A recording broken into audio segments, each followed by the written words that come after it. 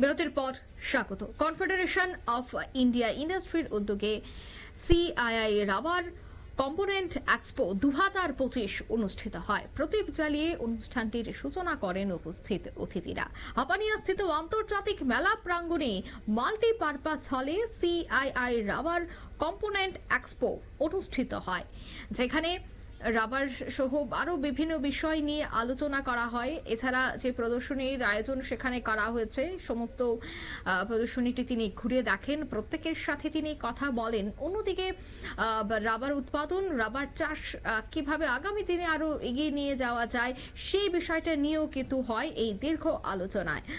তবে এই অনুষ্ঠান থেকে কি বলছেন ডিএডিসির সভাপতি নবদল বণিক, শোনাচ্ছি। 2025 एक्सपो पहली बार हो रहा है। ये हापानिया मेला प्रांगण में हो रहा है एक्सपो। इसका जो उद्देश्य है, यहाँ का सिर्फ प्रदर्शनी नहीं है, इस उद्देश्य का मेन है जो यहाँ का जो लोकल फार्मर्स से लेके यहाँ का जो इन्वेस्टर बाहर से जो इन्वेस्टर आ रहे हैं, सबके साथ एक कम्युनिकेशन बनाना, एक बिजनेस हब बनाने के लिए कर रहे हैं। उसको हमने धन्यवाद कर रहे सीआईआई को, इतना अच्छा कार्यक्रम यहाँ पे कर रहे हैं।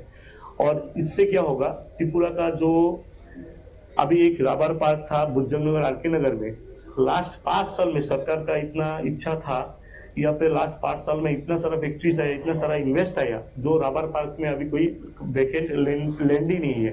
इसलिए हमारा जो मुख्यमंत्री जी है प्रोफेसर डॉक्टर मानिक शाह जी का नेतृत्व में दिसंबर महीने का 8 तारीख को और भी एक दूसरा रबर पार्क का डिक्लेयर किया, उसका फाउंडेशन भी किया। अभी उसका इंफ्रास्ट्रक्चर का काम शुरू हो गया। इस इंफ्रास्ट्रक्चर होने के बाद मेरा पूर्ण विश्वास है जो आज के माध्यम से जो लोग आया है उसका भी फैक्ट्रीज वहाँ पे बनाएगा, वहाँ पर रबर का भी और भी अपग्रेडेशन करके वहाँ पे फिनिश गुड्स का कर सकते हैं, उसी माध्यम से करेगा। और पहली बार त्रिपुरा में रबर का प्लाई फैक्ट्री भी आ गया।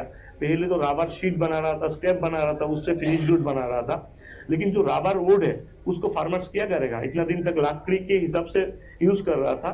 अभी एक कंपनी आया त्रिपुरा में, स्टार्ट किया, उसका उद्घाटन भी हो गया, उससे शटरिंग का प्लाई का फैक्ट्रीज बनाया और भी 4 फैक्ट्रीज। আপনারা শুনলেন নবদল বণিকের বক্তব্য। তিনি বললেন আগামী দিনে রাবারকে ব্যবহার করে কিভাবে বাণিজ্য বাড়ানো যায়, অন্যদিকে যে সমস্ত কোম্পানিগুলি কাজ করবে এবং শ্রমিকরা যারা এই রাবার নিয়ে কাজ করেন তাদের মধ্যে কিভাবে আত্মবিশ্বাস বাড়ানো যায়, তাদের বাণিজ্য কিভাবে অগ্রগতি আনা যায় এবং নতুন ছোঁয়া কিভাবে রাখা যায়, এই সমস্ত বিষয়গুলি উপর কিন্তু ভিত্তি করে এই অনুষ্ঠান এবং এই অনুষ্ঠানের পর আত্মবিশ্বাস এবং এ ধরনের কর্মসূচির আরো বাস্তবায়ন হবে বলে কিন্তু তিনি বলছেন। নিয়ে নিচে ছোট্ট একটি বিজ্ঞাপন বিরতি, সঙ্গে থাকুন।